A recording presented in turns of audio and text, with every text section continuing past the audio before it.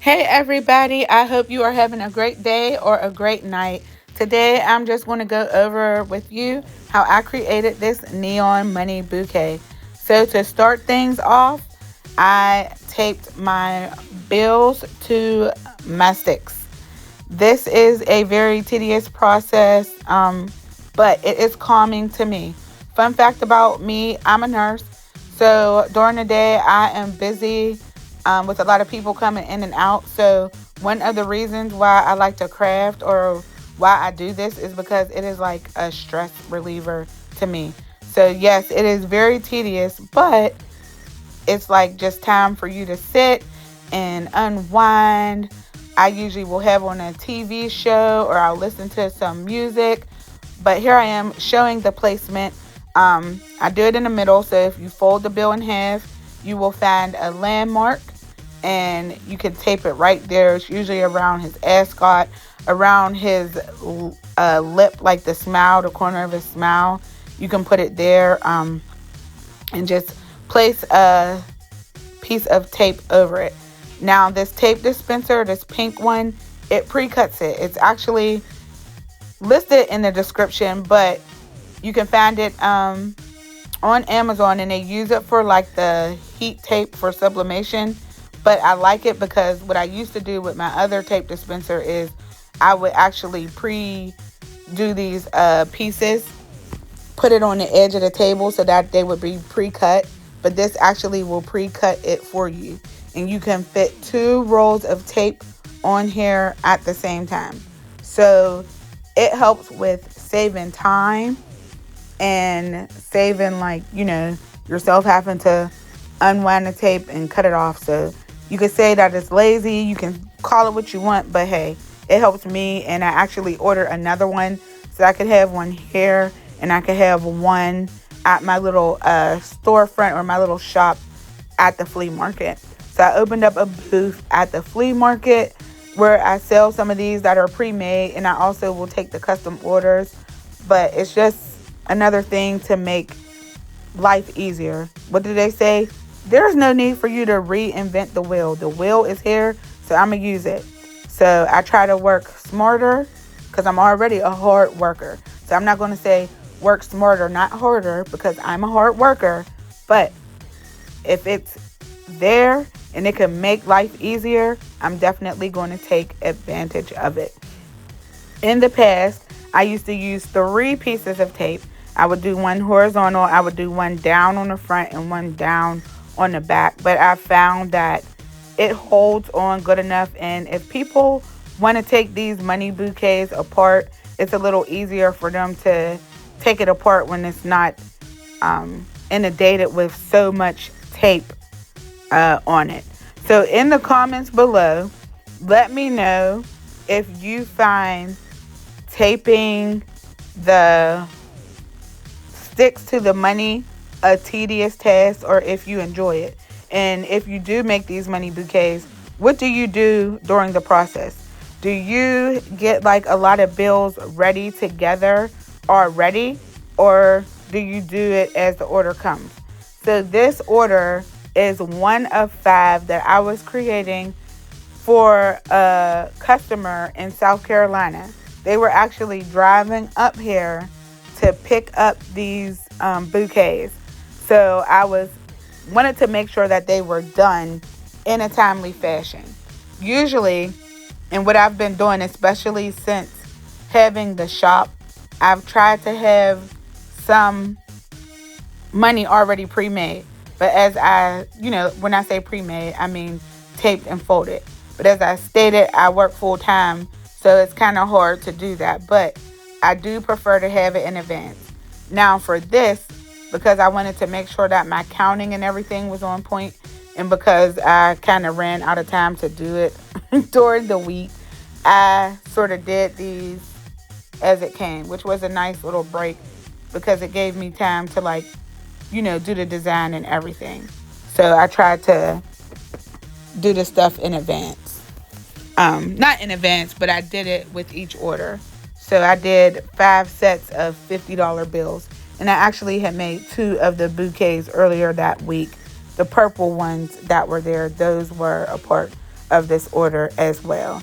And what had happened is I sent a picture and the customer showed other people what was being made and they wanted a few for themselves as well. So, hey, I ain't mad at that, because what I love about a customer is somebody who buys more than one, somebody who comes back, right? Because if they like you the first time and they come back again the second time, that's a good sign that they love your product or love, what you do, love your work. And somebody that refers you to somebody else. So not only do they trust you for their stuff, they are spreading the word, right? It's a good thing. Word of mouth is still a good thing. I know this is a digital age and, everything is virtual, but good old fashioned word of mouth. This is the person I use. Like, that's the best compliment ever. That you like the quality or like my work so much that you were willing to put me out there for people that you trusted. So that when people ask, oh, do you know somebody who does that? Like, that speaks volumes when people say your name, when people mention you in the room of others that you're not even in. You know how much of a compliment that is? You know how much of a kudos to you and your work and your, the time that you spend putting this stuff together? It's amazing. I am blessed. I thank God for the opportunities that He placed in front of me. I mean, I never thought in a million years that I would have a YouTube channel with me just doing the crafts, just doing the stuff that I like to do. One day I took a leap of faith. Literally, the first video I made, I was like, nobody's ever going to watch this. But I said, I'ma just do it, I see other people doing it, and why not me? So if you're a crafter at home, and if this is your desire or something that you would like to do, make videos, displaying your artwork or helping people to do it. Don't count yourself out.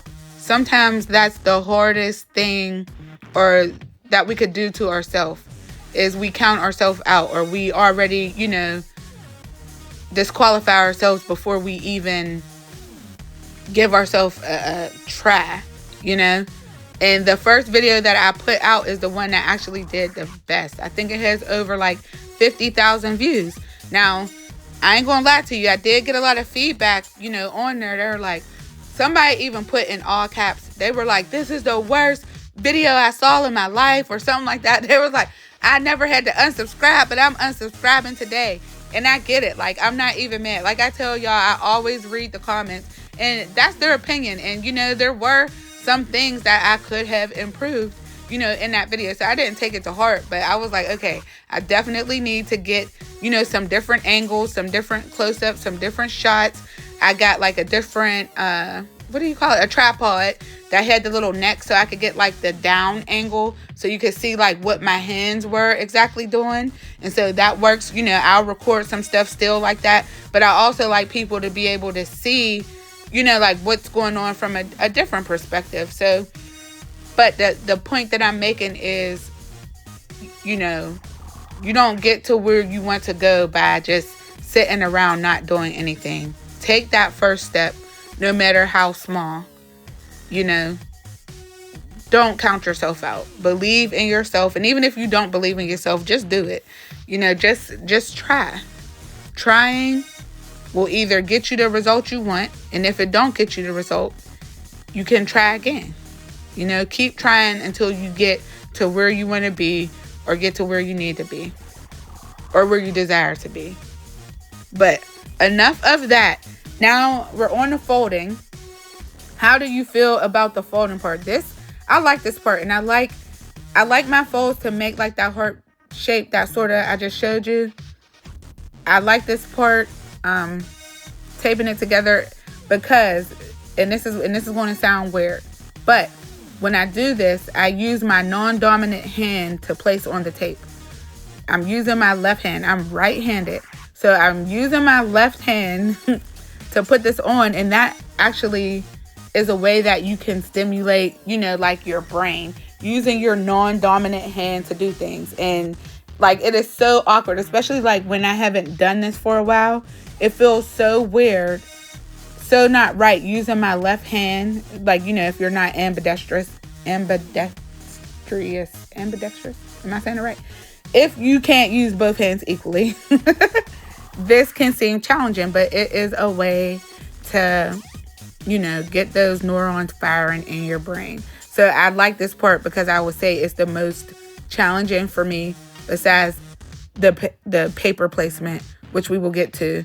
But let me know what you think about the folding, how you do your folds, how you hold them together. If it's challenging, do you use your hand to put the things in place? Because I like to use my right hand sort of as a placement to keep the heart shape that I need once I get it lined up, as stability. And then I use that tape to put it on the other side.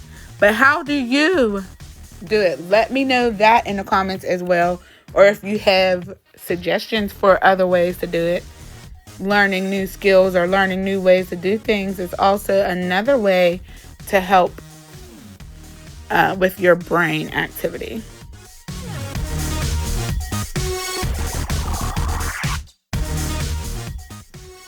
Okay, so I'm almost done with the folding part, and the next part will be the placement.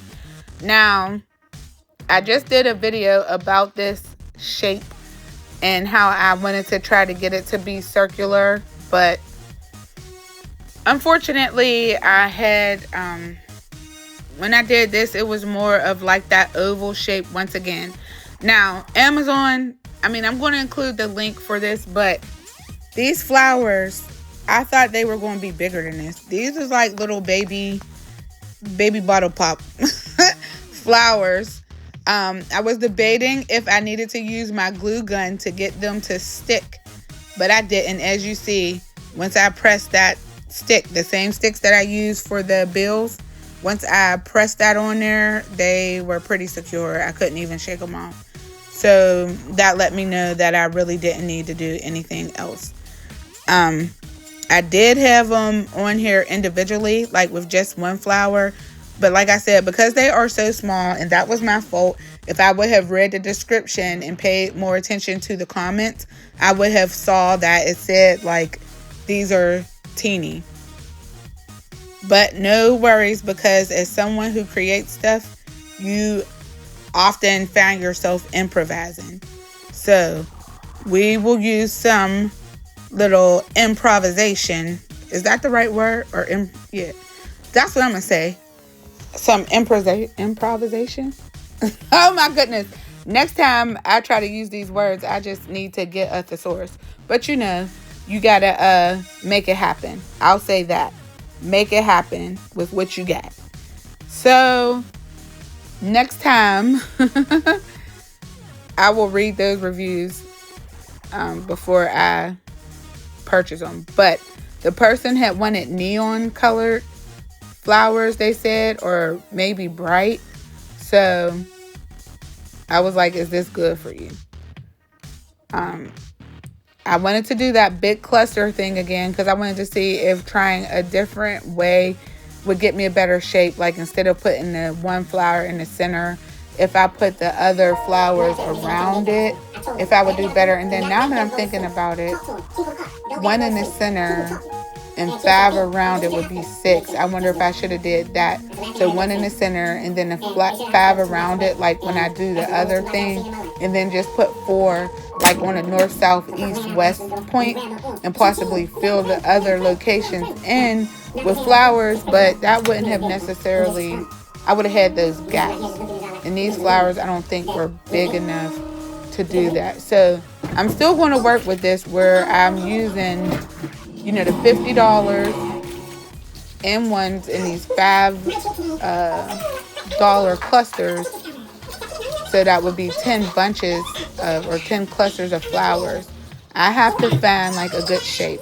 I may have to step out of my comfort zone and actually use like a different base, like maybe a circular foam piece, so I could get more of the shape that I need, or circular styrofoam, and then maybe glue it to the green blocks that I use for the base.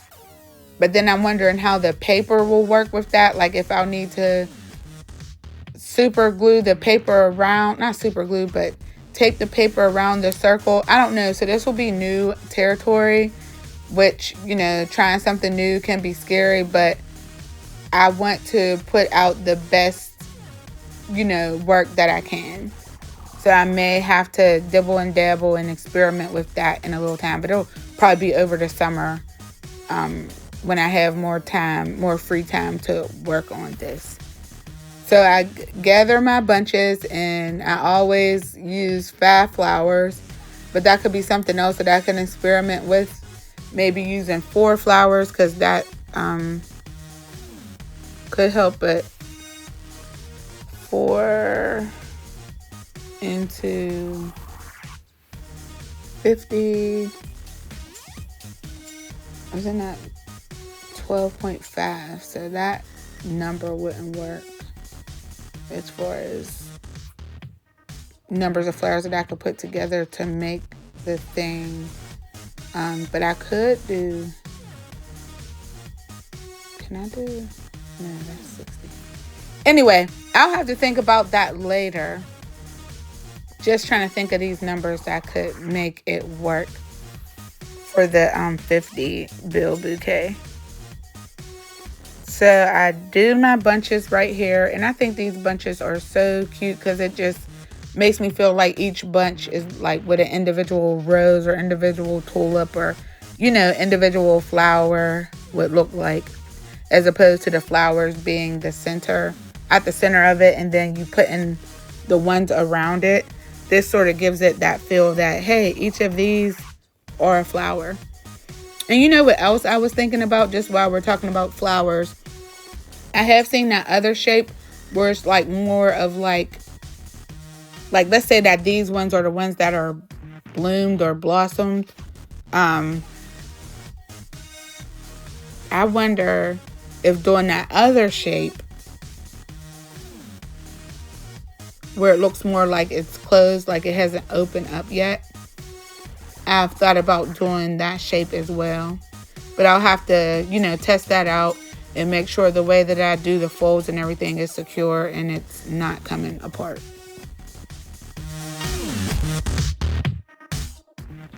So for this video, I really didn't do like a lot of cropping stuff out. That's why you'll see me like changing the channel, talking, doing this, doing that. I wanted to keep this as close to the amount of time that it actually takes me to make these money bouquets.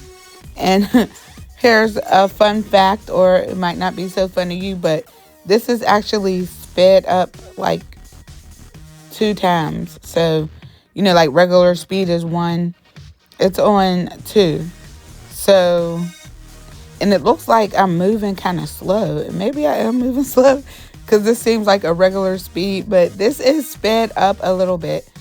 So when I was looking at the time, I think it took almost like 25 to 30 minutes to stick the sticks on the money and to fold them. So like that process took a half an hour. And then to put the flowers together was like another 20 something minutes. And then to actually place them on the styrofoam was like 5 minutes. And then to do the paper and the thing at the end was like 10 or 15 minutes. So in total, I was looking at like, or maybe it was like 20 minutes. But in total, like if I would have put this video at regular speed, I think it was at 70 minutes. So let's just say on average, it takes me an hour and a half or 90 minutes to do these money bouquets. It's not bad at all for the amount of time. And that's if you have all your supplies together. But I stopped to get supplies. I stopped to eat. I stopped to play with the dog. I stopped to feed the dog and to do other things. So, to keep this interesting, I'd like to know more about you in the comments. For the people that make the money bouquets, when do you make your money bouquets? Like, is this your main source of income? Is it a side job? If it is something that you do on the side, do you do these before work? Do you do them after work? Do you do them on the weekends? Do you do them on the nights? Do you do them at work? Let me know in the comments below. Let me know what you do as your main job, how you got started into making money bouquets, if you do them all year round, or maybe you only do them for certain seasons or certain holidays. I know Valentine's Day is always a good one. Mother's Day is a good one. Graduation is a good one. If you were like, just wanted to do these seasonal. I always do them year round, as you can tell. Birthdays are popular. I've gotten a few more requests for retirement parties, but I've done them for as young as 10-year-olds, I believe. And I've done them as old as 80. So that's interesting. Also, if you make these money bouquets, do you just do it local? Have you ever shipped a money bouquet? I thought I had an order that I was going to ship. This lady contacted me, and I'll say this customer contacted me, and I showed her pictures. She was specific with what she wanted, or I keep saying they, because we're going to keep this. Well, you can't identify anybody by saying she. So I went through the whole process of creating the bouquet that she wanted. And when it came time to do payment, I let her know the form of payment that I accepted. And she tried to tell me she was going to pay with something else. Ma'am, this is a business, and I accept this form of payment. When you shop at other places, when you go to the food store, to the department stores, if you still go to department stores, or when you shop online, you give them the form of payment that they tell you they accept.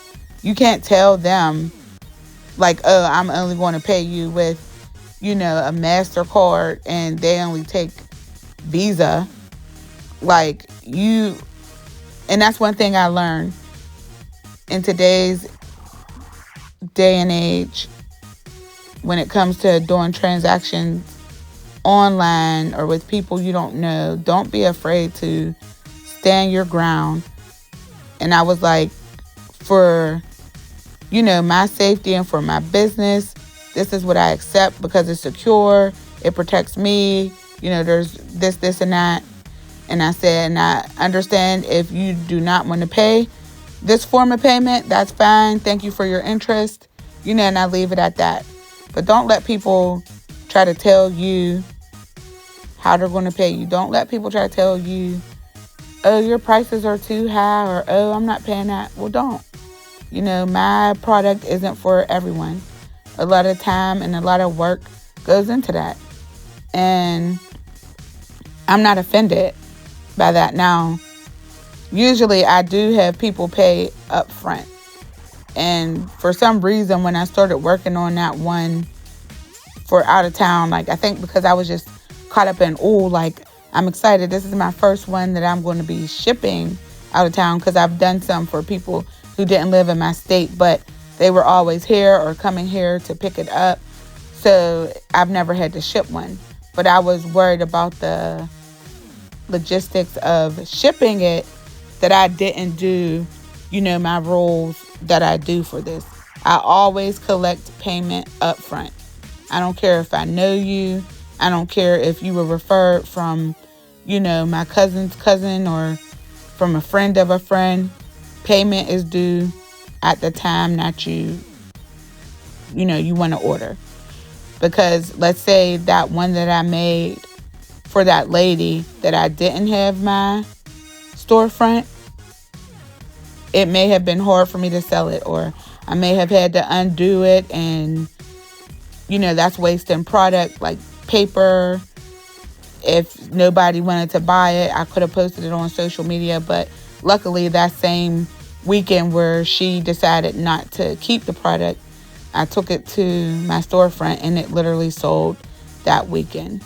So I didn't even get to keep it as a display, because I will try to, make some. I keep a picture book of the work that I do, but that literally sold right then and there. So I was grateful for that I didn't get stuck with that. But that's one thing, if you're going to be doing this for business, that you have to take into consideration. People can change their mind, or people say they don't want it. When I have people pay, I say, look, once you pay, no refunds, none of that. Like, this is signed, sealed, delivered. So once I take your payment, I'm ordering supplies and I'm doing that. And then there's some people that, you should maybe just do a deposit. No, I want the whole amount. I'm not going to sit here and be calculating, you paid this amount or this percentage, because depending on, if you're getting $50 with it or $300 with it, $500 with it, I'm not coming out of pocket for none of that stuff. So you pay for it, and I always let them know when they could get it by. I always let them know where I will meet them at, just to make it easier, so that there's no hiccups and everybody knows the expectation. So those are just some things to consider. You don't have to do it that way, but those are just some things that I do. And it alleviates, even when I do the buttons, I make shirts. Everything is due up front. And that way you don't have to worry about it. Now, it do feel different because once you make it, you don't get paid afterwards because you're getting the money up front. And it does feel kind of nice to get paid, when you give somebody the product and get that money. But remember, this is a business, and you do not want to be in the hole. You do not want to be out. You do not want to waste your time and efforts for something that, somebody could cancel. All right, so we're here doing the bouquet. As you can see, I had got 5 and 6, 7, right? 8, 9. Is that 9? No, that was only 8. But see, I'm missing this whole thing over here on the other side that I think would have changed the shape. Oh no, I put it in there. But that one on the end, I don't know. So it's not quite circular. And maybe if I would have moved some of the one on the edges down more, it would be more of a circle. But that was the best that I can do. Like I said, I still haven't figured that out. And I always show the product to the person to make sure that they are satisfied with it before, send out. Or I would have messed around with it a little bit more, but they loved it. So I was happy about that. Now, this was the tricky part, because I didn't want to just do one color because it had all these colors in there. So I was like, this is the opportunity for me to do like a rainbow kind of thing. And I didn't know how it would look with all the different colors. Because at first I was going to do 2 colors, and I was like, no, like I had the opportunity to use yellow, greens, pink, and I even threw the purple in there, the blue in there.